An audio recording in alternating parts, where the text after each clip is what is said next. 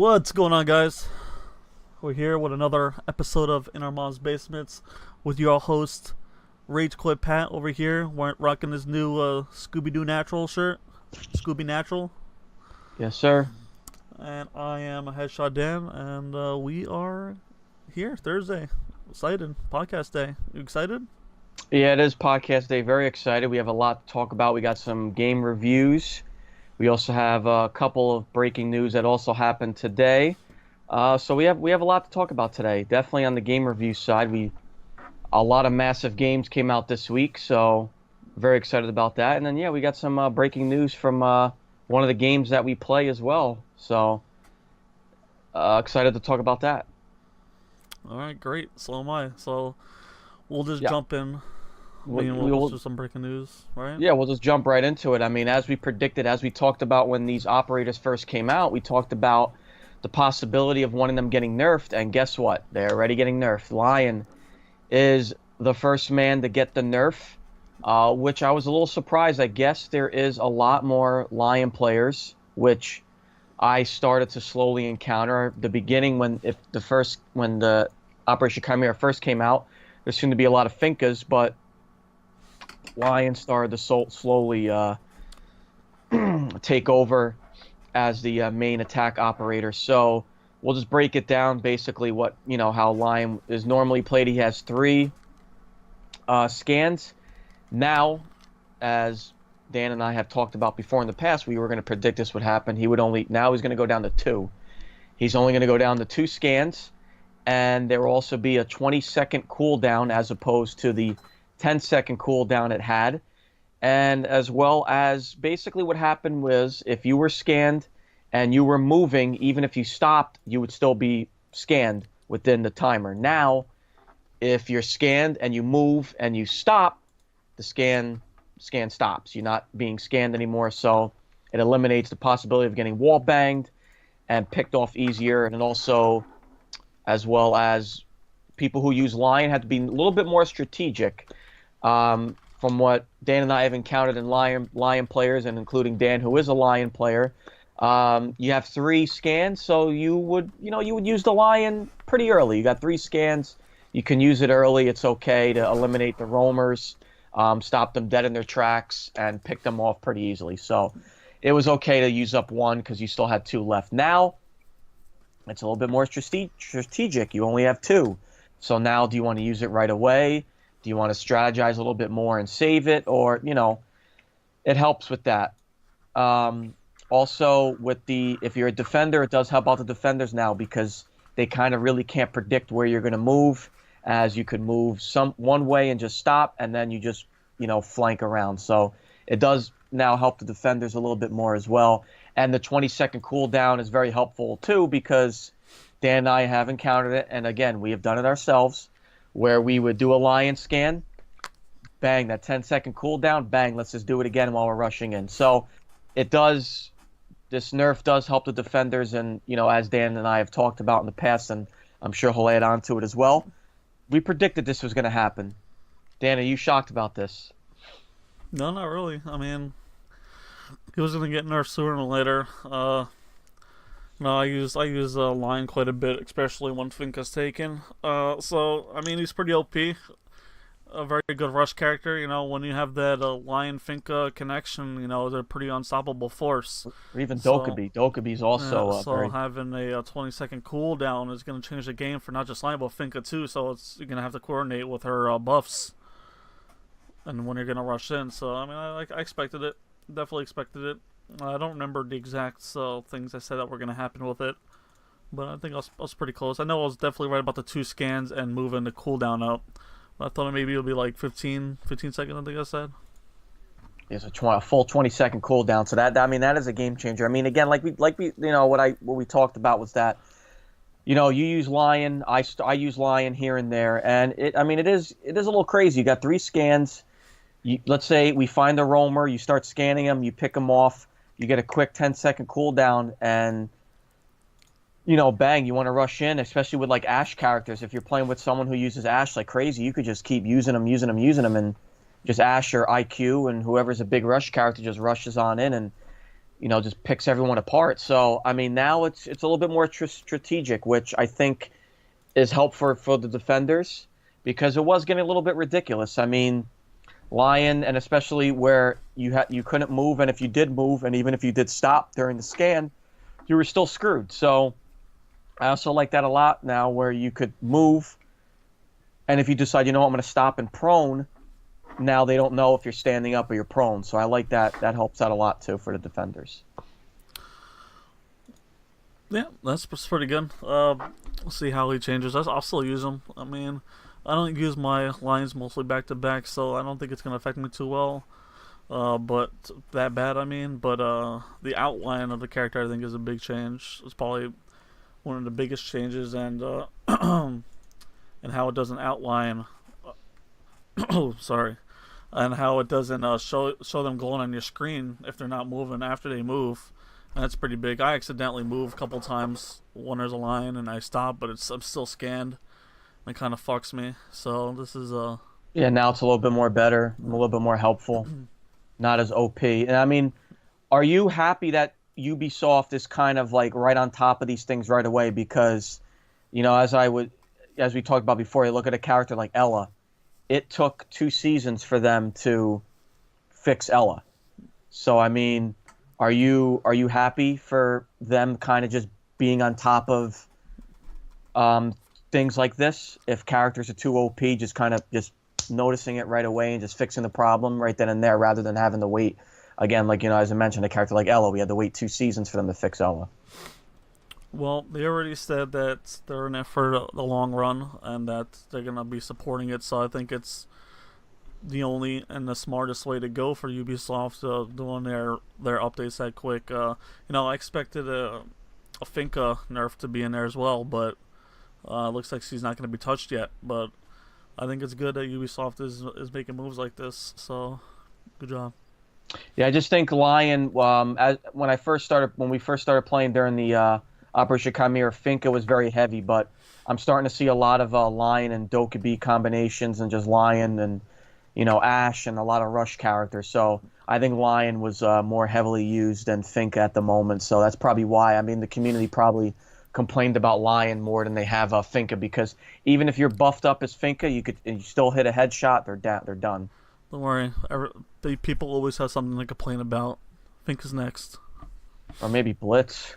They're not touching Blitz again. And they keep buffing him up, or maybe they'll fix Ash's hitbox. But besides the nerf on Lion, they're also fixing the recoil system and aiming down sights as well. The targeting system is starting to try to fix as well a little bit. You know a little bit more about the recoil system. What have they talked about in the recoil system? They just said how they're gonna implement a whole new recoil system. This is the second time, by the way. They already did a recoil system before. Now they're gonna rework the recoil system to where, let's say you're aiming down sights and you shoot, but your mark is on its head, but it doesn't register as a headshot. That's because bullets have the chance of shooting underneath the barrel or above the barrel, so it doesn't always count as straightforward shot. So what they're doing with this recoil system is that if your mark is on his head, it's going to go straight on that mark. So it should now generate as a headshot. So no more of anyone be like, oh man, there should have been a headshot. It should now register as a headshot.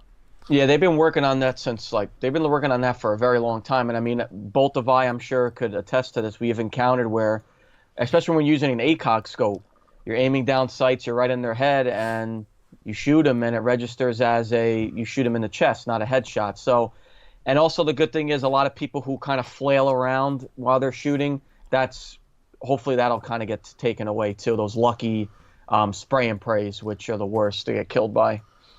Yeah, that's one thing that you'll never see get rid of, is spray and praise, man. Everyone will always get lucky with one or two. Yeah, but hopefully they end up fixing it, because I'm very, as we all know, we get sick and tired of aiming down headshots and they don't register as headshots, but when you get killed, you clearly see their head going back, but for some reason, it's not a headshot. A dream could be a dream, man. Don't worry, I think they're making good moves, though, so it's only a matter of time. Yeah, I mean, Ubisoft, again, as I mentioned before, they're kind of already right on top of it. Lion's OP, so they're like, you know what, let's work on it now. And again, not again taking away from a situation like Ella, where Ella was OP for 2 seasons, and until finally now she's nerfed to hell, where she's still used, but not as used as much anymore. So, I mean, again, I hope they continue this when they keep coming out with operators, and I hope they, even Blackbeard too. Blackbeard, when he first came out, took a while for them to nerf Blackbeard. Blackbeard was a full season. It took them to nerf Blackbeard. So, I mean, I'm glad they're on this right away. It's a step in a new direction. It is year 3 also, so I mean, you got to get these problems fixed now. They're not doing a bad job with it, so I don't know. We'll see how it goes in the test servers once they go up. Yeah, that's what they're doing first, is the test servers first, and then they're going to, I'm assuming it'll probably go PC first and then the console. As usual. You have any other news? That's our Rainbow Six news that happened. Ubisoft talked about that today. Yeah, got some more news here. You know, small news, not that big of a deal. No one really cares for it. You know, No Man's Sky coming to Xbox, not that big of a deal. No date, sometime in the summer. Yippee, that's it. One of the biggest flops of 2016, nonetheless.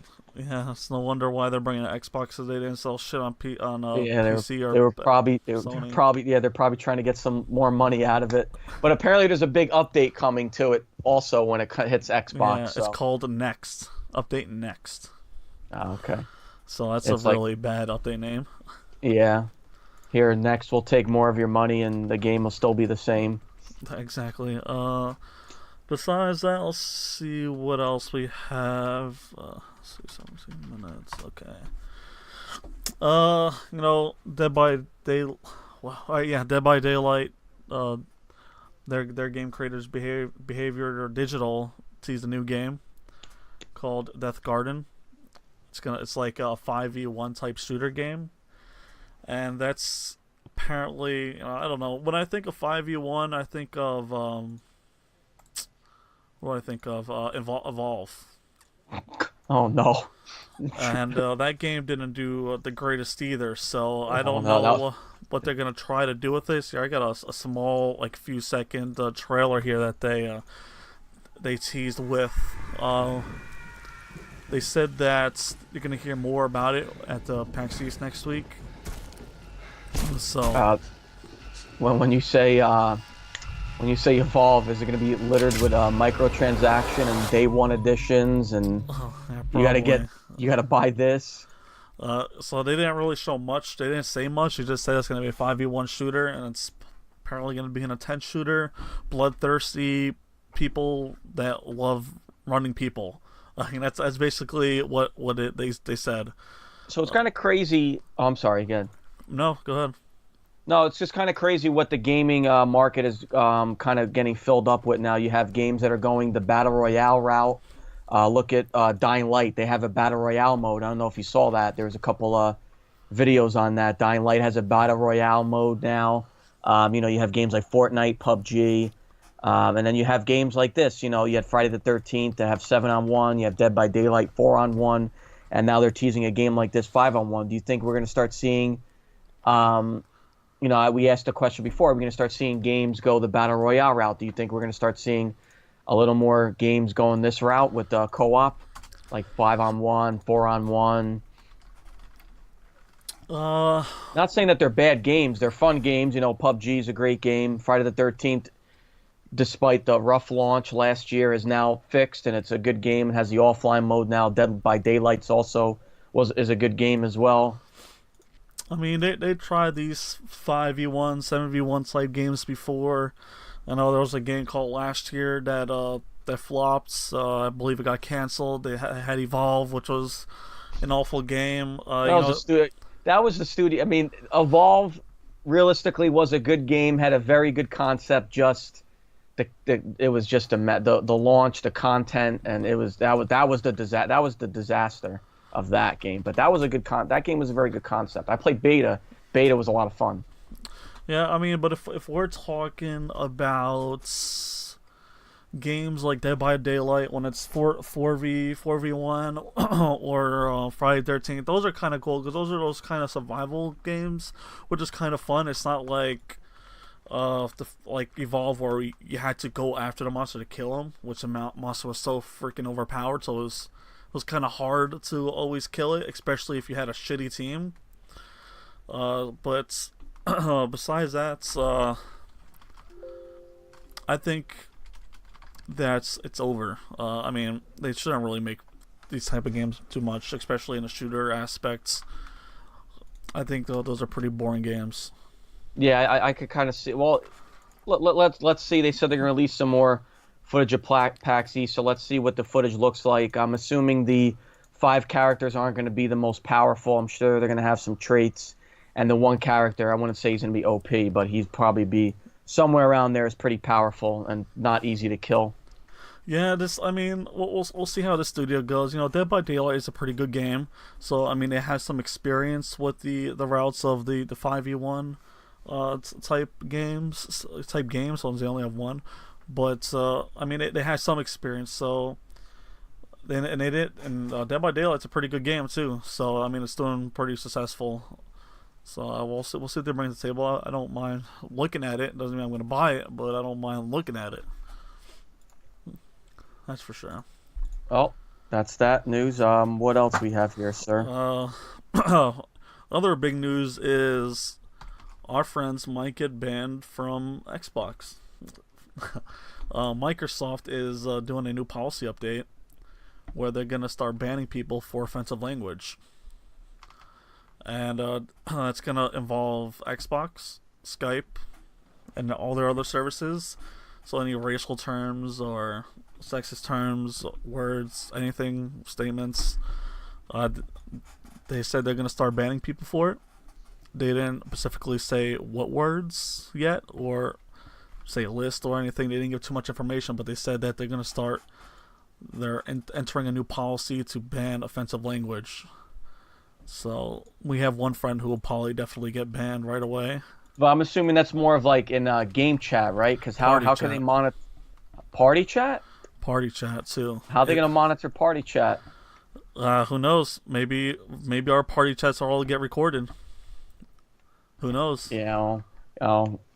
I don't know. I don't know how that's going to work. I mean, I would assuming it was going to be game chat because I figured game chat is a little bit easier to monitor, but party chats are more private unless I don't know. They didn't specifically say party chat, game chat. They didn't release too much about that information. They said they're going to have some more coming soon, but they said they're going to start cracking a whip on the offensive language area.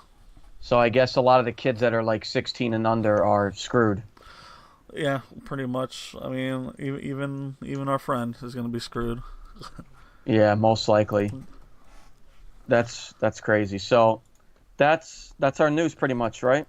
Yeah, I mean, for that at least, yeah. All right, so let's move on to our reviews and our impressions. Let's go on to a game that we finished because I figured, we could talk about that for a little bit. A Way Out. You and I finished it pretty much in, 5 hours? Yeah, it was pretty awful. Do you know anything about them banning Fortnite in some countries? What?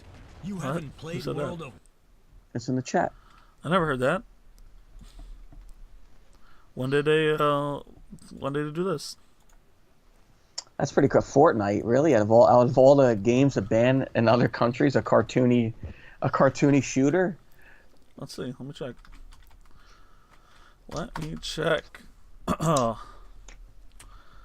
Australia. It is. Oh, Australia bans everything. Australia bans everything. I remember Australia banned the blood and everything from Left 4 Dead. I remember when you killed a zombie, the body would just disappear. Like old school, like PlayStation 1, it would just disappear. Here and there wanted to ban in Australia. Yeah, we just saw that. I mean, I feel bad for Australian gamers. They can't get anything. They can't get nothing. They ban everything. I can only imagine what games they played. They must be playing just the Lego games, right? I guess that's the only games that come out over there, like Family Friend. Like Minecraft. I guess that's the only game you can play. Or maybe they might ban Minecraft because you hit enemies with bludgeon objects. Yeah, the creeps. Yeah, the creeps. You must get rid of them. Yeah, that sucks for Australia, though. Yeah, that's a real shame. That is a real shame, but oh my goodness. All right, Dan. So A Way Out. We pretty much bombed through this game in what, 5 hours? Yeah, 5 hours done. Yeah, I do agree. We do have a heap of worse games than Fortnite. I mean, Fortnite is. I mean, that game could at least be T for teen, in my opinion. But Dan, let's begin with the gameplay on this game. I'll let you start. How did you feel about the gameplay of A Way Out?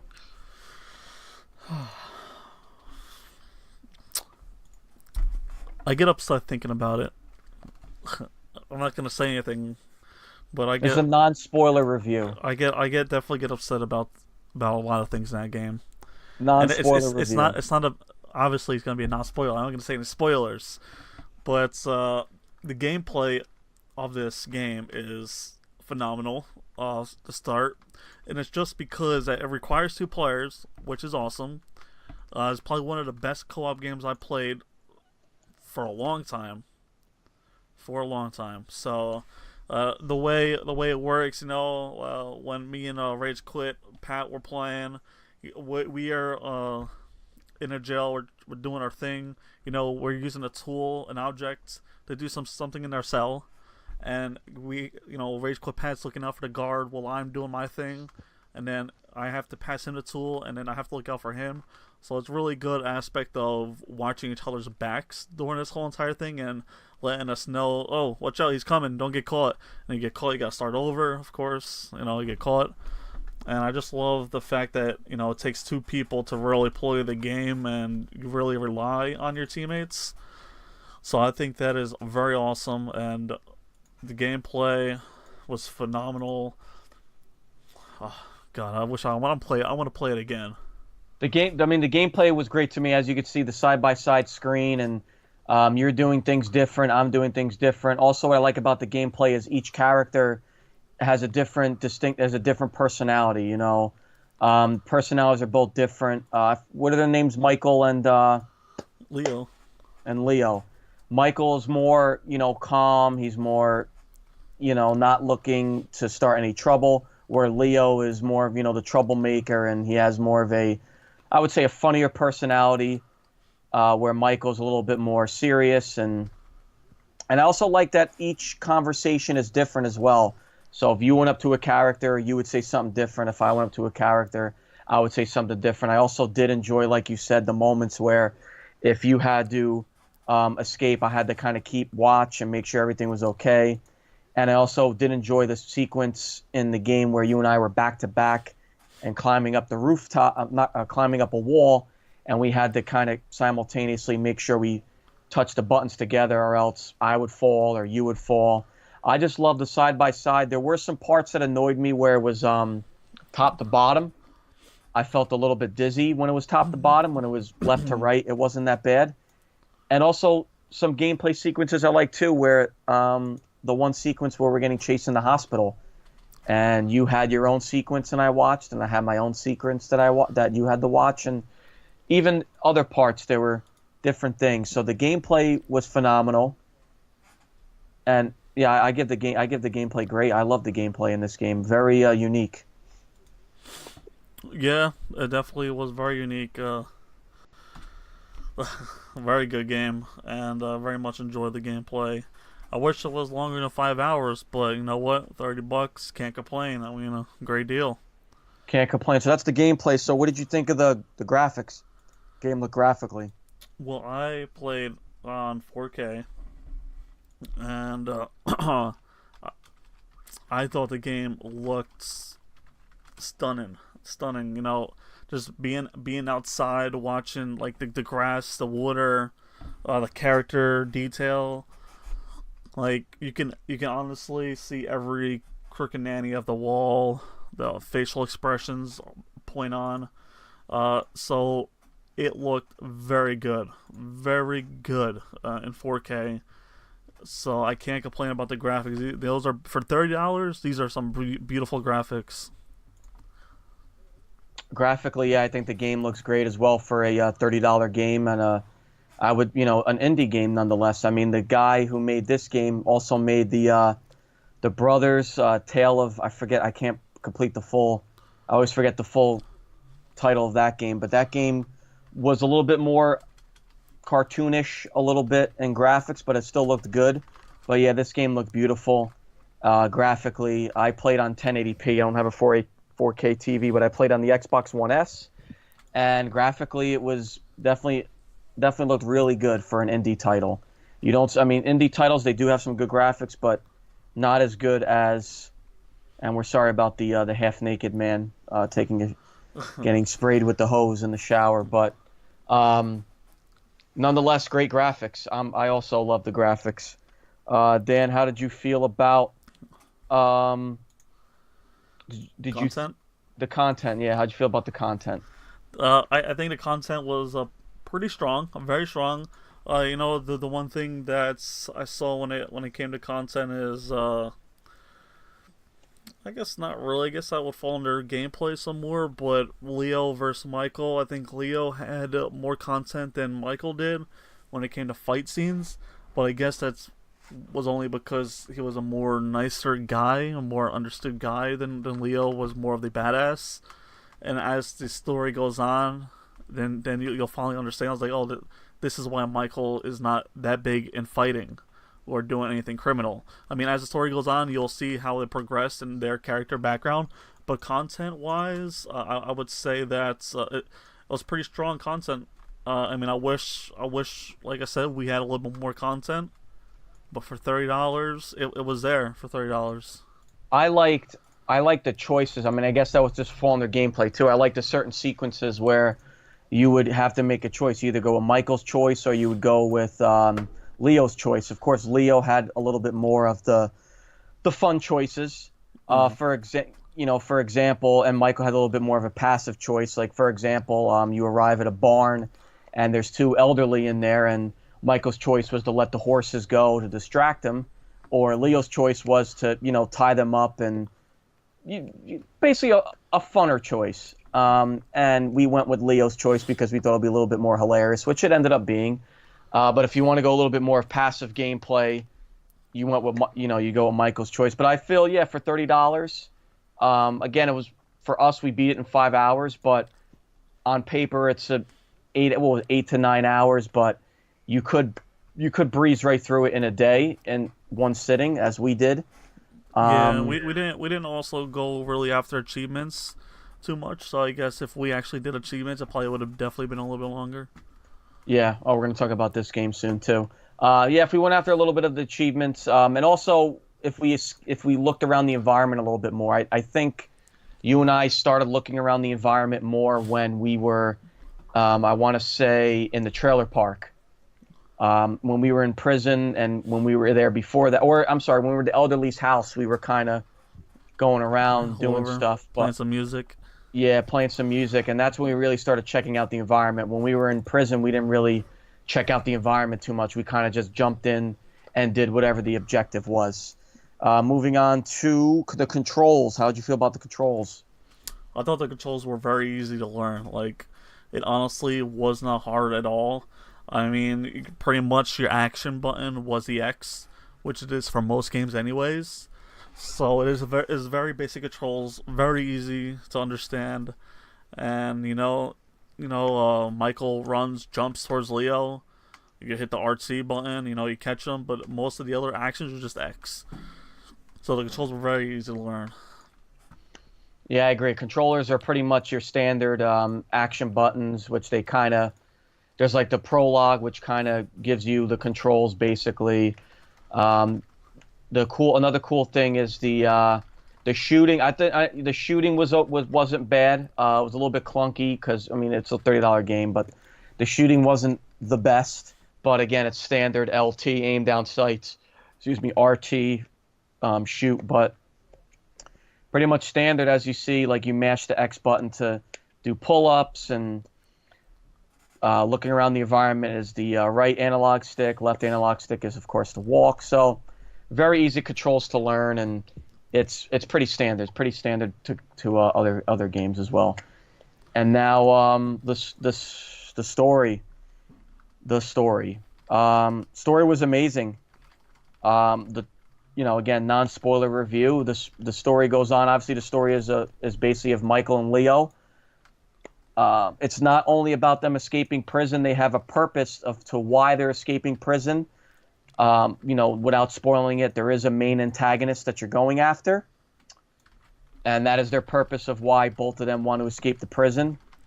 But there is a very strong twist at the end of the game that I did not really expect to happen, and neither did Dan. I almost cried. It was a crazy twist, and I mean, it was awesome. I mean, the story was top notch. I was invested in it throughout most of the game. There was not really a part I was kind of distant from the story. A lot of it was fun. It was great. There was a lot of good sequences. The only thing I guess I would say I wish there wasn't as many quick time events. I felt that maybe we could have had a free fighting as well. A lot of the fighting besides the shooting were quick time events. I wish they that's more of gameplay, I would say, but as far as going back onto the story again was phenomenal. The twist at the end was just the icing on the cake, and it was awesome. I love the story. Dan? Story was honestly on point. A lot of not that there was a lot of twists and turns, but the ending was definitely probably the biggest, the best part for me. It kind of threw me way off. I gotta say, throughout the story, as it progressed, it was really nice on how the characters developed together and became such a great bond. It was like they practically became brothers throughout this whole entire story. So it was pretty on point. And going back to the content real quick, I really love how they added all these mini games into the game. Like they had like a baseball derby, home run hits. They added a Connect 4, arm wrestling. You can see in the scene where you actually are working out. So they added a lot of cool content in there, and you don't have to do any of this for the story, but it's pretty cool to do. But as far as the story goes, I think it was outstanding, amazing. So that's all of our topics. So Dan, what would you say your final verdict on the game is out of 10? It was definitely one of the best co-op games I've played in a while, where it kind of forces you to play co-op. So I really very much enjoy the co-op aspects. If it was a single-player game, I don't know how I would feel about that. Or playing with an NPC, I'm not sure how that would work out very well, since they're probably not as smart as people. And one other thing before I rate this game here is that if you don't own this game, you don't have to. If you know if you know a friend who has it, you could play. You could play. You don't have to own the game at all. Because they have a friend code, so you can just jump right in and play that. Why are you laughing? I'm sorry. Whatever happened to you is making me laugh. I started choking on air. Yeah. So I'm gonna give this.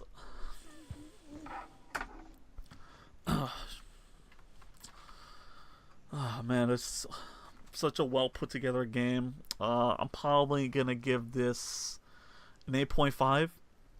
And the only reason why I'm giving it 8.5 is I wish it was longer. 5 hours was a very short time. We beat that real quick. I just wish it was a little bit longer. But besides that, I think 8.5, maybe a 9 in that general area right there for sure.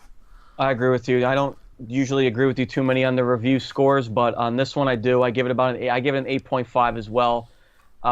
Again, I do agree with you. It was short. We did finish it rather quickly. Again, I understand too. It's $30, but I felt, and then like I said before, there were some sequences. I wish there wasn't as many quick time events with the fighting. I felt that maybe we could have just had a free flow fighting rather than just the quick time events. I felt the quick time events got old pretty quickly. The chase scenes were cool. The shooting could have used some work, but 8.5, I also do agree with you on that one. That's good. Good to know. Now we move on to, let's see what we can do here. Okay, this one we should be able to work with.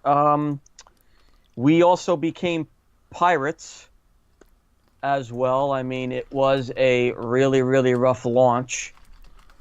We didn't play till like 2 o'clock in the. I mean, I want to say like maybe 2, 3 in the morning till finally the game launched. But Sea of Thieves came out, and as I mentioned before, it was really a rough launch. So that is going to hurt the review a little bit because I believe it's 2018, and how the hell could you not expect a high player count in 2018 now? Like, come on. And especially it's Microsoft servers, so that's also why I was very disappointed. This rarely ever happens with Microsoft servers. But let's just jump into it. Let's jump into Sea of Thieves. Gameplay. Gameplay is very good. It's not that difficult as well to get into. The only thing it was a little tricky for me was the figuring out. And also, this is, as Dan is showing, this is him sailing the seas on the first episode of our ongoing Sailing the Seas. Sailing the Seas. Dan is the first episode. So, I mean, the only thing that was tricky was kind of navigating the menu. What was the bucket? You know, I couldn't tell. You know, I didn't know what the bucket and whatnot, and figuring out the sails to some. You know, figuring out the sails is a little tricky. You just got to figure out where the wind is blowing. Driving the big boat is a little bit more annoying than driving the smaller boat. So the gameplay, it's not that difficult to get in, to learn and understand, but it is a little bit tricky. But you will get it. It takes a little bit, but I don't see the gameplay's not that hard in my opinion. It took me a little while, but I got into it, and once you know the gameplay and everything, it's pretty much just clockwork, and it's very easy to learn. Dan, how do you feel about the gameplay? I think the gameplay is great. You know, it's very big in the mechanical aspect. So yes, you know, I played a lot throughout the alpha and beta, so it did take me a little while to learn the sails, but very easy after, you know, the first maybe 30 minutes of doing the sails. You know, oh look, the flag is blowing right, turn the sails right, you know, let the wind pick up through the right. So the sails were a little bit tricky, you know, the first 30 minutes just learning it, and you know, one person doing the sails is a little impossible, especially on the big ship. So they definitely take a little while to turn, but the gameplay is good. The PvP is good. You know, as you can see, we're fighting another ship here, even though it's a baby ship, which we're about to sink. You know, the PvP is still fun. You know, we wrecked the crap out of them, but when you're shooting a cannonball, it doesn't give you a crosshair or anything. Like, you gotta guess, you gotta be like, oh, I gotta shoot at this degrees, this angle, in order to hit them. So definitely, if anything, you have to get used to anything, it's shooting the cannons. That's probably one of the toughest parts in this game. It's definitely the cannon. The gun control is very easy to use, but besides that, gameplay is pretty damn good. Gameplay, both on par there. So now let's go to graphics. How do you graphically? Game looks gorgeous. I mean, the water looks gorgeous. I mean, this is a rare game, so it's going to be like, as you could tell, it definitely is a rare game. If you played rare games in the past, like Banjo-Kazooie, GoldenEye, Perfect Dark, games like that, they always, you know, most rare games have this kind of style, and I mean, it looks beautiful. The water looks great. The character models, I think, look excellent as well. Each distinct island looks excellent as well. The land, I like it. I mean, I've always liked rare games, so I've found myself not really having a problem with the cartoonish style. And again, as you see the background, the clouds look excellent. Even at nighttime and when it's raining, and the waves are just whipping up against your boat, it's a beautiful sight to see. And I know you played on 4K, so I know. How do you feel about the graphics? The water is definitely the most beautiful thing I've ever seen. It's probably the best water I've ever seen in a game, period. You know, for a game that's that you live on water, that you're gonna see water all the time, you know, you really expect the water to look good. But this looks above and beyond than what I thought the water would have looked. And in 4K, this game looks crazy as hell. Everything looks good. Clouds, sky, the mountains, well, I guess big rocks, islands, grass, everything that you look at looks really good, very detailed. You know, if you go in on the boat, you can see every crack in the boat, every split edge, split end of the boat. Like, you can see a splinter popping out of the boat. Like, very good graphic, very there. Did a great job. Like I said, the water's still probably the best thing of the game, is that water, graphical wise. Yeah, the water is phenomenal. So we both like the graphics of the game. Now we move on to, that's, in my opinion, I think it's going to hurt the review a little bit, is the content. Pretty much, you will get through all the content this game has to offer in about 2 hours. There's 3 distinct classes, which is treasure hunting, bounties, and delivery. And then also, of course, you have the PvP moments as well. And then there's other moments where you could find the other treasure on land. And what was the bottles, right, Dan, that have the treasure in it as well? Yeah, the riddles. The riddles that show you other treasure as well. I'm sure you're going to feel different about it than me, which is fine. But I feel the game lacks a lot of content. Though I do think it's a good game, it does lack a lot of content. Like I said, you'll get through all the content in a matter of a couple hours. Not to say I was bored, but I will say the delivery missions are tedious. Those ones are the worst. The bounty missions they were fun, but doing the same skulls over and over and over, and just the grind. I know some people do enjoy the grind, but the grinding does take a toll after a while when you're continuously doing the same thing, grinding over and over and over.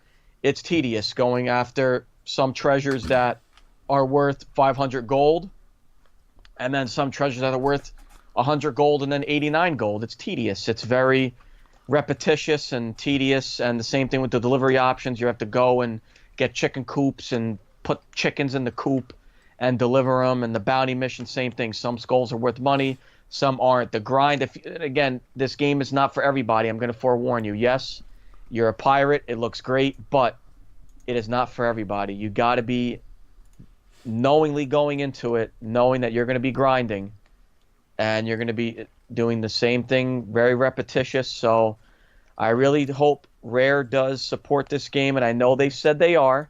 But I think they got to keep doing it. I think there's not that much content. I mean, I know we've encountered some PvP, but it's not all the time. You got to go to very populated areas to encounter PvP.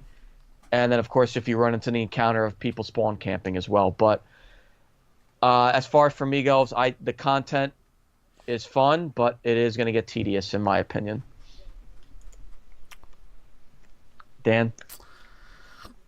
I definitely disagree with that. I think that there's a lot of content in the game, and that's only because you don't play the same mission over. You never play the same mission over. It's always a different treasure map. It's always a different boss you're fighting. Yeah, they have mini games in it. We go get treasure for 87 gold and then 100 gold. They have the skull mountain missions, which are super fun, very long, and you do get a lot of gold from. There's a lot more to the game. You know, you're not just doing the same missions over. There's a bunch of different missions that you can play. You know, you're never gonna find a treasure map with the same location where you're gonna find treasure. You're not gonna see the same riddle. You know, it's all gonna be different. You know, it's a little repetitive finding gold. Keep on finding gold over and over. Yes, maybe repetitive. That's for sure. But let me see you play a Skull Fort, and you tell me that there's not enough content there, because that shit takes forever. And it is so much fun because you're killing waves of skeletons. For the price, I don't think the content's worth $60, but there's definitely enough content to last 100 hours at least. Again, I disagree with you there too. I highly disagree. I think again, this game's not for everybody, and you got to be in it for the grind. It's a grind. I mean, there's you're doing. I understand we're not doing the same missions, but it's a grind. It definitely is a grind. You're doing the skull. I know you told me it took like 2 hours and whatnot, but the treasure. Some treasures are worth it. Some aren't worth it. Some bounties are worth it. Some aren't. It's a big grind, and I know it's better playing with you right now because you're a higher level than other people because you'll get the better missions. But for like the lower level people, it sucks. So if I'm not playing with you, I'm not getting anything good. If I'm playing with someone low level, it sucks. We're gonna have to be grinding for a little while. And that's why you PvP. If you don't want to go find missions, go kill a motherfucker, steal their treasure, have fun doing that. You don't have to go dig for treasure or do bounties with those skill for it. I just think that Rare has got to. I know, like I said, I know they said they're going to continuously support the game, which is fine. But I think they just still got to pump out content as much as they can. They got to add some new missions, just as much the support that GTA gets shown. You know, they had all those random mini games and bonuses and all that type of stuff. I think Rare's got to do the same thing. So you're not comparing Rare to Rockstar. I'm not comparing them to Rockstar. I'm just saying that they have to, the way Rockstar supported GTA Online, and they still continue to do it to this day. I think Rare and Microsoft should continue to support. You know what? Sea of Thieves, especially with the rough launch, because no one could play when it came out, and then it was also people who bought it on Game Pass. Some people had trouble loading that up at a certain point. This is Rare's big IP. They're not gonna let it die. They're gonna keep on throwing content out there. What if they come out with Sea of Thieves Dance Central? What are you, pirate dancing? Like, what the hell? Well, you can dance in the game. I think they're gonna support the shit out of this game, and they're gonna see a lot more content coming up. I mean, look at GTA wasn't all that fun when it first came out. You know, they had some missions online, but how long did it take for them to throw a bunch of content in there? You know, you gotta give Rare a little bit of chance. The game's only been out a week. I know, but still, I mean, you put a $60 price tag on a game. You know, you have to have some good content, not a lot of repetition and grinding. A lot of gamers nowadays don't like that. Yeah, because they're pussies. We know that. Controls, I mean, I guess that we talked about the controls. I mean, that kind of go along with the gameplay. The controls are pretty, again, very simple. There's not really a tutorial. So again, the only thing I had trouble with was navigating the menus on figuring out where's my guns, where's my bucket and my beer to drink if I wanted to have a nice drink after a successful treasure hunt. That was the only thing I had trouble with. Pretty much gun play is easy. Again, aiming down sight, shooting, pretty simple. Sword fighting, really simple. Only thing, again, I had trouble with was, and then steering the ship is pretty simple once you get the hang of it, and the sails as well. I guess that will go along with the gameplay. Pretty, once you figure out about the winds and moving it and when to stop the ship, when to slow down. Pretty much, that was pretty much the only thing you had to kind of get the hang of it. But it's pretty simple after maybe a few minutes of playing, getting the hang of it. It's not that hard. Yeah, it's pretty easy controls to get used to. It'll take a couple minutes just to learn how the ship works. Sails, driving, it's simple enough. Lower, raise, turn left, right, sails, pick up speed, lose speed. Very simple, very simple. Just take a few minutes to get used to it. And normally we would talk about the story, but there really isn't a story of this game. There really isn't a story of Sea of Thieves. Again, if you're looking to pick up a game, there's no story to this game. So we will not be talking about the story. We will just go to our final verdict. So Dan scored a way out first, so I will be the honors in scoring this game first. I don't think he'll like my score, but he'll blow his nose after I'm done. But again, fun game. I will continue to play it. I do not dislike the game. But, again, Dan and I disagree. Well, about the content. I think there's a very big lack of content. I think the missions are going to get very tedious and very repetitive. The only fun missions are the treasure hunts, which could be rewarding or they could be completely useless, which we have encountered before.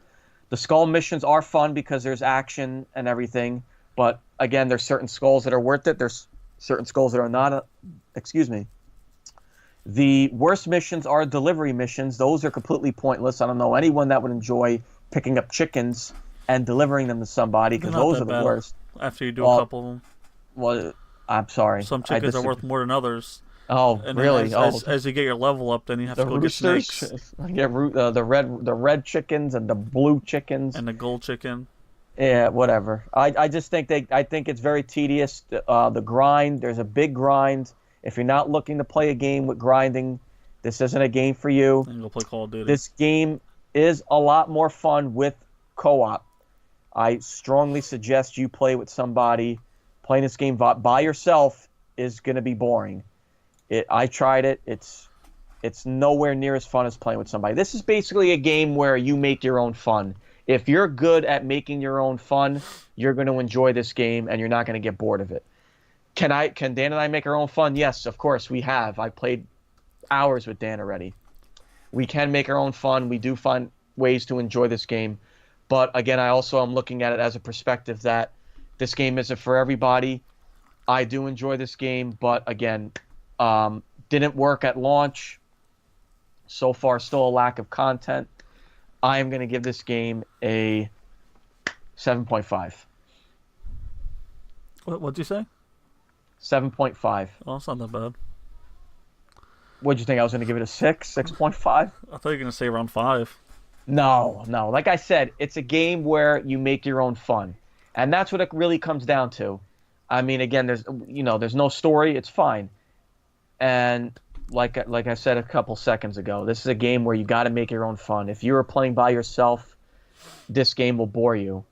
If you're playing with one player that is going to have fun and not get bored, if you're playing with a full ship, a squad that's going to have fun with the game, you'll have fun with the game. But again, if you're playing with somebody that has no interest with the grind and cannot have fun with it, then you're not just going to have fun with it.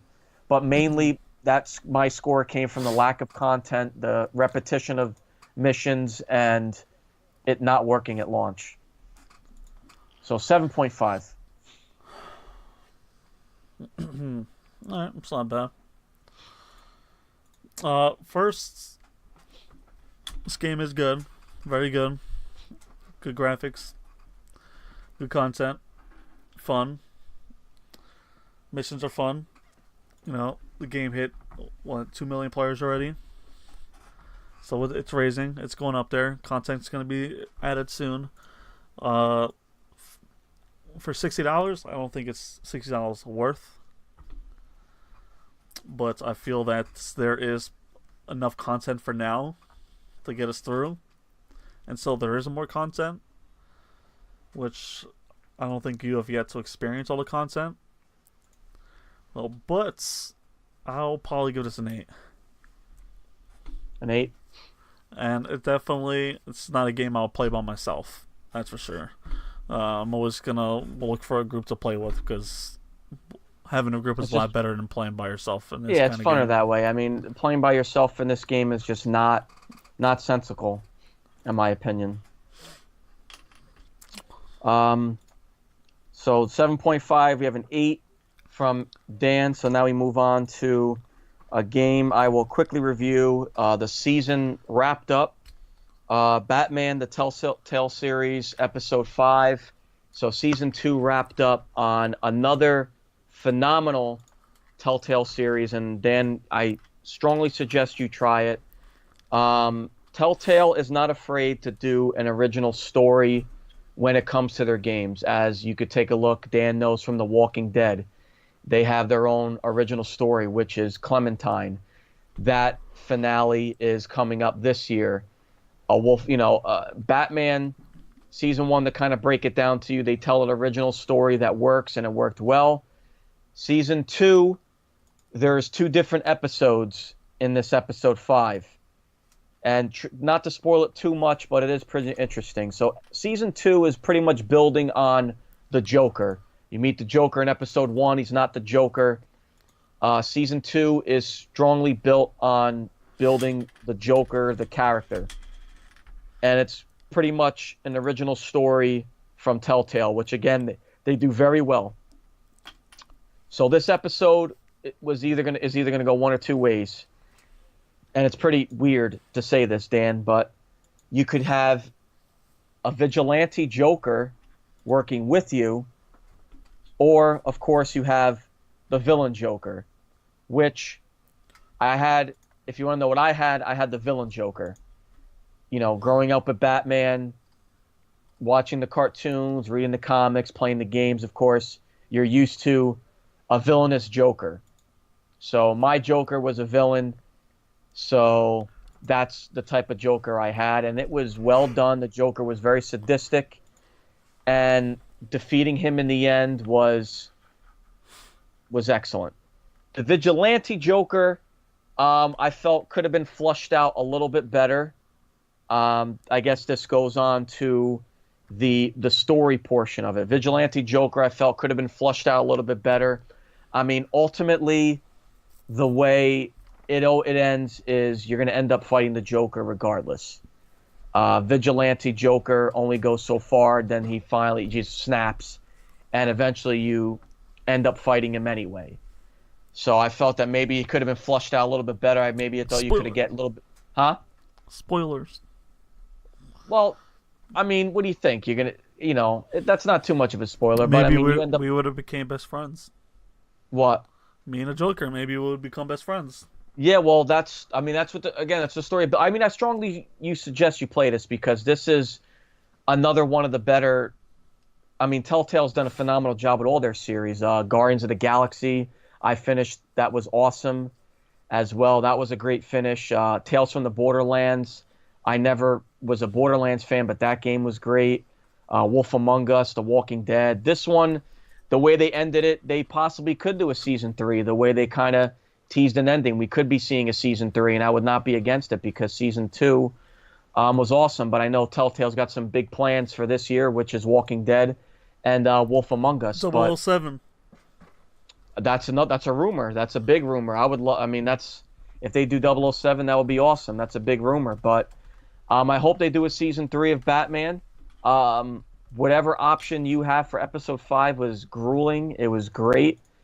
Villain Joker, as you see, is really sadistic. As you see, Bullock is freaking pinned up, and his stomach is cut open. It's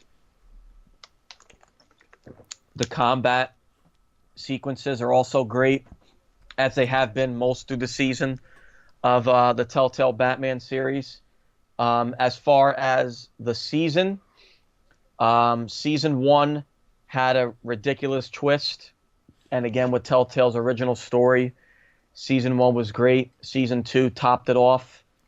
It was a great season. I give this whole season, I give the episode a 9, and I give the whole season an 8.5. And again, I strongly suggest you try it. I mean, we game share, for Christ's sake. Episodes are only an hour and a half. Hour and a half. It's too long. Huh? Oh, it's too long. It's not too long. I have all the episodes. You can pretty much bomb right through them. Well, that's good. I haven't played it, so I can't review it. Well, and then I'll go through one more quick review, and then we'll jump onto a game that you and I both play, so you could get back in the convo, which is MLB the Show for PlayStation 4. So I'm happy to finally... that's good. I'll yawn as well for something else. But basically, I'm happy to turn on my PS4 again. I haven't turned it on in a couple months. Very happy to do that. Gameplay, MLB The Show, again, same gameplay as it always been. They did change the fielding a little bit, so it's a little bit easier to field. Hitting is still the same. I've always liked the hitting, and the hitting is still, of course, one of the toughest things to do in the game. That it's very realistic That's what I love about the baseball MLB the Show series, as well as the pitching. They have the pulse pitching. I don't do. I do the meter pitching. I do enjoy that. I love that about the game. Again, gameplay is very easy to jump into. They don't change the gameplay too much. It's still the same baseball game you know and love. They just change the features.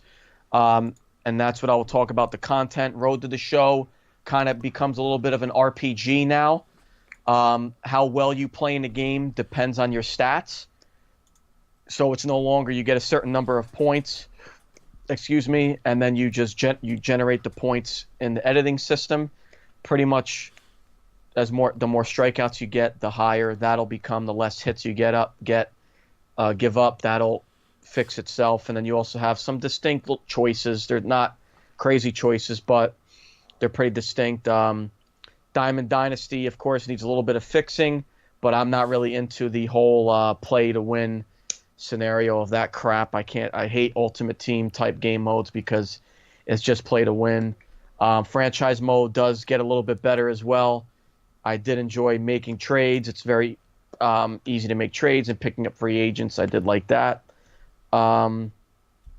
Controls, if you played the show before, not hard to pick this up and play again. You'll know how to play. They do have a beginner mode for first-time players that have never played, so that's good for first-type players. And there's a lot of content. They added a lot for the show. I do enjoy this one than last year. Again, it's just a quick review. I still have a little bit more to play, so I won't give it a final score because really, I've only played so far franchise mode, which I've only played about a game or two, and Road to the Show I've only touched. Diamond Dynasty I don't really mess around with. Some of the other Home Run Derby modes I mess around with, but I haven't fully played it. But I mean, if I did have to score it, I always give the show like a 9. It's the only baseball game on the market anyway, but it's always ever improving, and I give it a 9. All right. Now we could have Dan back in the conversation. We both didn't finish the game, but we will talk about our impressions on it so far. Far Cry 5 also came out as well. And Dan, I'll let you kick this off. How do you feel on the gameplay of the new Far Cry?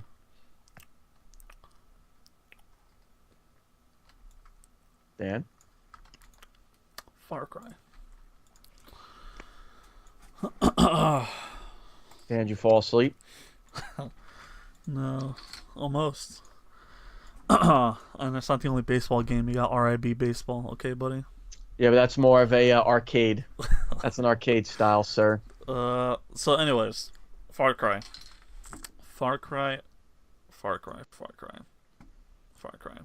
The last one sucked. I didn't play the last one. It was, I mean, I played it, but it was really boring. Which one, Primal or 4? Primal. Yeah, Primal had a lot of potential. Yeah, I didn't like that too much. But so far, I jumped into this game. I went after John Steep. I believe that was his name. He was the first guy I went after. I killed him. And from the gameplay that I played so far with that, I think it's pretty good. It's pretty excellent. Just the way the missions are, at the bottom there are 52 side missions, 7 outposts, and some silos you can destroy. So there's a lot of gameplay value within each area. So far, I think the gun controls is pretty good. Shooting characters is pretty good. A little bit of recoil, just a little bit to get used to with that. But as far as the gameplay, it's really good. I like how they have that kind of Ghost Recon type system with the AIs, and that you can have supporting you. Like right now, I have a helicopter watching in over me, so if I need a helicopter support, he's always there, ready to blow some shit up. I also have another boot to the ground soldier. Always watch my back reviving me. I mean, they really suck at reviving. They do not revive for shit. Like, they're fucking awful at reviving. I get revived pretty good. They don't revive you? No, mine doesn't revive me. It just dies in 2 seconds. Oh, jeez. And the way these boots of ground guys work is, you know, if they get 5 kills, it unlocks a perk. If they get 15 kills, it unlocks their ultimate perk. So each character has a different perk status to them, which is kind of cool because it makes you wonder.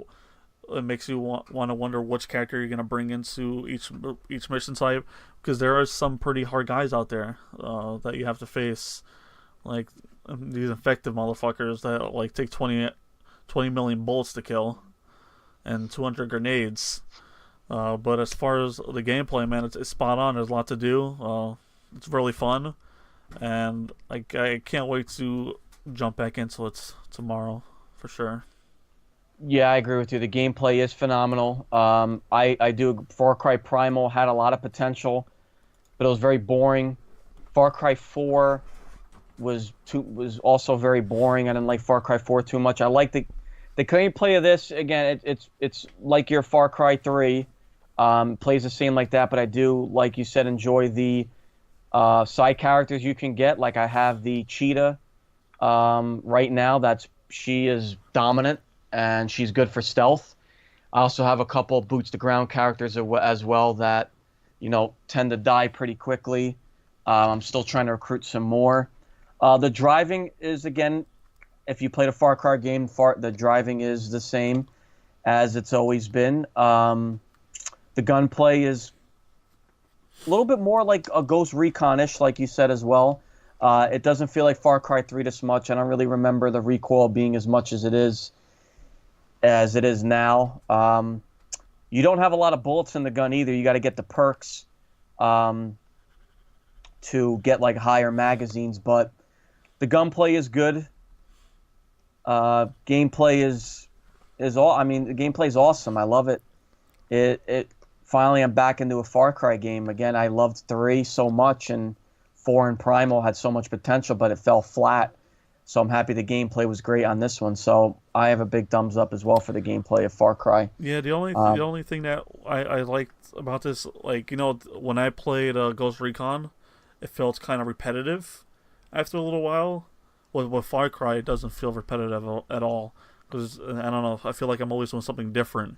Except the outposts, you know, you kind of do the same thing over and over with the outposts. But that's about it. But the thing about the outposts is some outposts are small and they're a little bit easier, but then some outposts are a little bit more difficult, where they have multiple alarms and more backup will come in. So that's the good, interesting part about the outpost. And I don't know if you've done the stunt missions yet. The stunt missions are pretty fun. No, I haven't done those yet. Oh yeah, those are pretty fun. You gotta look for those. Those are fun. Story. So what we could grasp so far with the story is you're in Eden's Hope. It's a fictional place in Montana, and you were sent in, and you're named the Rookie, and you're going after a cult. And what I like about this is they went kind of the same thing like Ghost Recon, where there's different regions controlled by different family members. And you got to get, what is it called? You got to get your the bar at the top. I forgot what it's called. What is it called, Dan? Reputation. You got to get your reputation up.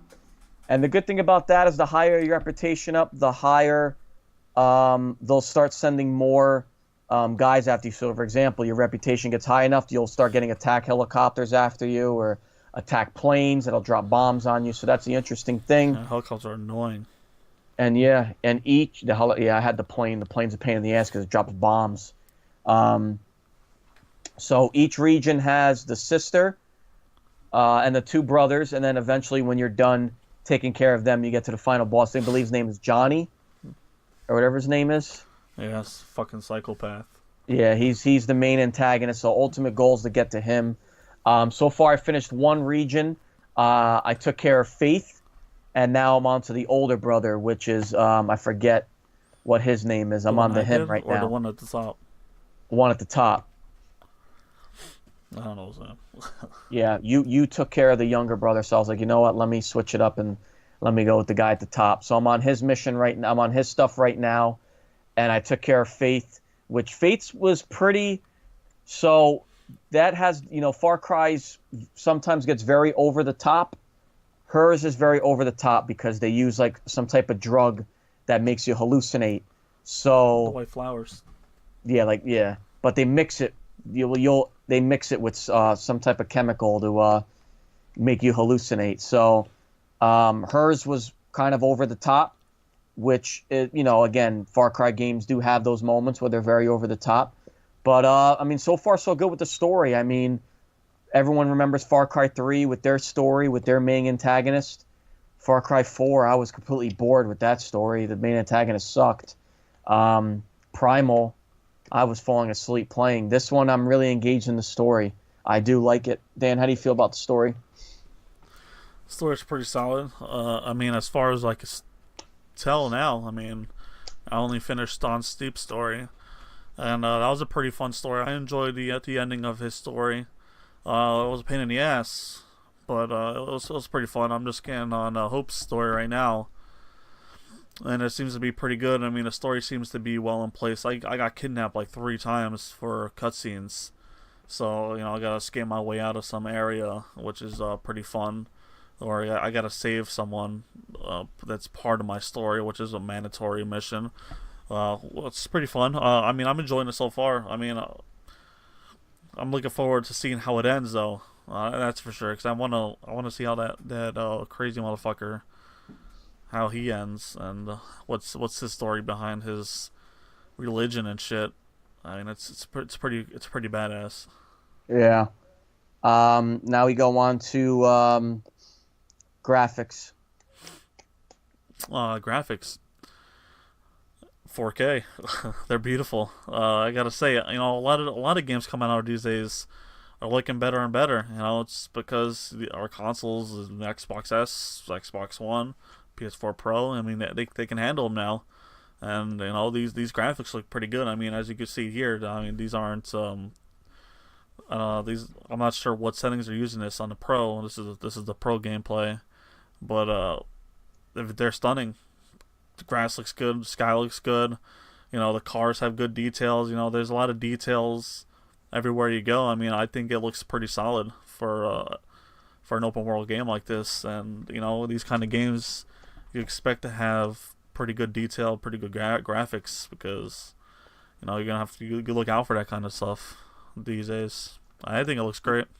Yeah, I agree with you. I know your difference is a little bit significant than mine. You're playing on the X, I'm playing on the S, but even on the S, yeah, graphically it looks phenomenal. I mean, as you saw the sky and the sun glaring in. Again, I agree with you too that games are starting to look better and better with the technology that we're starting to get, and this game graphically looks great. I think obviously this is going to be the best looking Far Cry game, but I mean, you take a look at the detail to the cars, the detail to the surroundings. It does feel like you're down south. It does feel like you're in Montana. And, you see a lot of southern, even with the hunting and the mountains and everything, it does feel like you're down south, and the churches and the character models and the way they talk and just the scenery of the background. You see like the mountains in the background, they look gorgeous. And even at nighttime, it looks beautiful as well. Not only daytime, at nighttime, it looks great. You're not going to see snow because we're down south, but when it rains, it looks beautiful as well. I mean, graphically, this game is great. The detail to the trees, and you could tell Ubisoft went full-on detail in this game graphically. Did a swell job, that's for sure.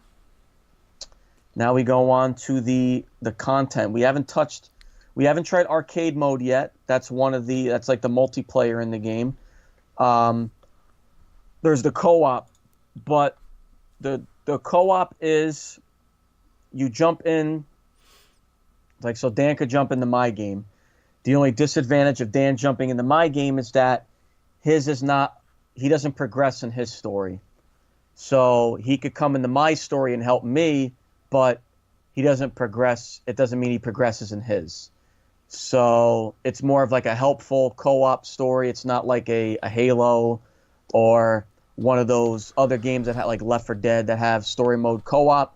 This one's more as if I'm stuck on something and maybe Dan finished it, and Dan comes and helped me, or vice versa. So Yeah, and achievements are disabled in co-op. and that's the only another downfall with that is most of the achievements are single player only, but the arcade mode does have achievements for the co-op. But I mean, if you're looking to just capture outposts, you can do that with your partner. That would be something, but I wouldn't progress through story or do side missions with co-op. You could do like outposts and all those other side stuff with your co-op partner. That would be probably a lot more fun. And I mean, other than that, they also have microtransactions, but they're more for cosmetic items. Like you could get like certain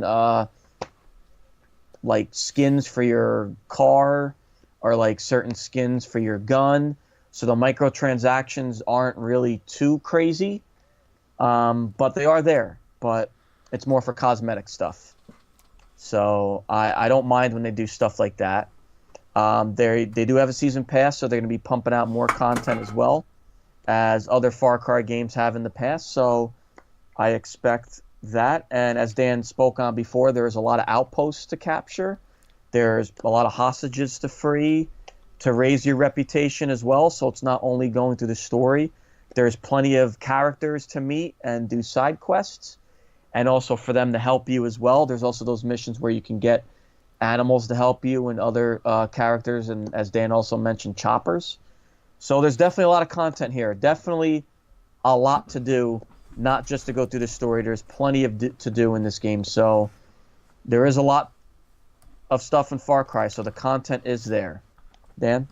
Yeah, the one thing is what the content is, they force you to play side quests in a way, because in order to bring out the boss of that area, your reputation has to be maxed out, and in order for him to come out to want to kill you or attack you or anything. So you are in that area. I think I had to do I did all 7 outposts and about 21 missions on top of my main missions in order to get my reputation all the way up. So it forces your hand on doing side missions, which isn't a bad thing. They don't take long. They're fun. There's definitely a shit ton of content in this game. There's over 100 side missions. That's one thing I saw. I have about 7 to 10 outposts in each area, and they also have, I know in John Steep area, there's I think there was like 15 silos they want you to destroy as part of it. So I think content-wise, there's definitely a ton of content in there. You know, you got your bodyguards, you got the perk system. So there's definitely a lot to be handled in there. Oh, they have some cool-ass cars in there. They have a truck with machine guns on it. After you do the mission, you can get that truck anytime you want. You can use that truck the whole entire game. So I mean, that's pretty cool. Content is definitely there. Content is pretty solid. Content is great. And then we go on to, I mean, we pretty much touched on the controls. There's really not much to say on the controls. I mean, they do have the prologue area, which pretty much kind of gets you a knack of the controls. And if you played a Far Cry game, it's pretty easy to jump in. It's your standard shooting controls and navigating through the menu. So I don't think we really need to touch too much on the controls. So, Dan, as far as your impression on the game, you already mentioned it. You're going to continue to jump in. That's for sure. Yeah, I'm gonna keep jumping in. If I had to rate it right now, be a solid 8.5 right now. You know, let me see how the next 2 areas go before I face the big dog, and then I could come back with a final review. Probably next podcast. Probably should be done by then. Let's see how that goes, and then I can give a final statement about the game, gameplay, content, everything. Mine, I would probably say a 9 right now until I agree with you. Yeah, until I finish the story, and we could kind of go from there. But that would be my final review. Excellent. So far, but did we? I don't know if we did on last podcast. Did we talk about the games of April? Yeah. Oh, we did. Okay, just wanted to make sure. I didn't know if we did or not. Yeah, no, yeah. I know we did games in March. I don't. Did we do games of April? I think we went down the list of games of April lightly, but I mean, honestly, who cares? Do it again, you know? Like, Yeah. Let me see. Let me see here. I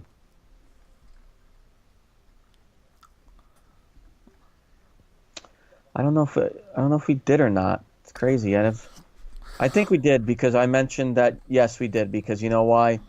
I mentioned the. I know I teased you about the Labo yeah, South and Park. and got away. Yeah. So yeah, I did tease you. Yeah, we did talk about the games of April.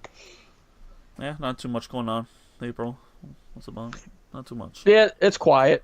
I mean, if you're a Yakuza fan, I'm getting that on PS4. God of War, of course, is the huge title of April. South Park was actually just added for the Switch the 24th. And yeah, Nintendo Labo is coming out as well. So yeah, I mean that's the games of April there. And then once we hit April, we'll talk about the games of May, which are a lot. Let's just say there is a lot. So next podcast we'll be talking about the games of May. But that is gonna wrap it up. Yeah. I would say. Well, besides the Game for Gold's April, which for Xbox, Which are pretty good. I think it's Dead Space 2, Dead Space 2, The Witness, The Witness. Cars 2, Oh God, very pumped up for and that. one of the Assassin's Creed, Syndicate. Yes, Syndicate, which is a very good Assassin's Creed game. That one I beat. I love that one. Syndicate was a very underrated Assassin's Creed game. Not too many people played Syndicate due to the fact of how bad and glitchy Unity was, but Syndicate was very good.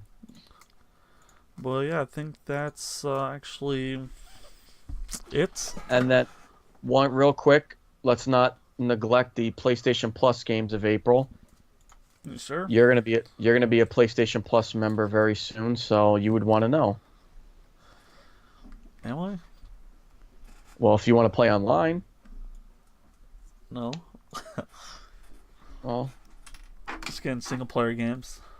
Mad Max, that's PS4 Mad Max, which came out, I believe 2 years ago, or maybe a couple years ago, but that game was pretty decently reviewed. I've always wanted to try it out. I know it's on Game Pass as well. Trackmania Turbo and Qbert rebooted. Trackmania already hit Xbox. Games for Gold. Yeah, I know I know. I played it. Whole You love it. 150 hours of it. Oh my God. But those are the games for Gold. Those are the game for Plus. That's gonna do it on episode 20 of In Our Mom's Basement. Episode 20 completed. Yes, sir. I am, of course, Rage Quit Pat. Rage Quit Partition. Yeah. And I am Dan Joffrey, also known as Headshot Dan. Take care, everyone. Love you.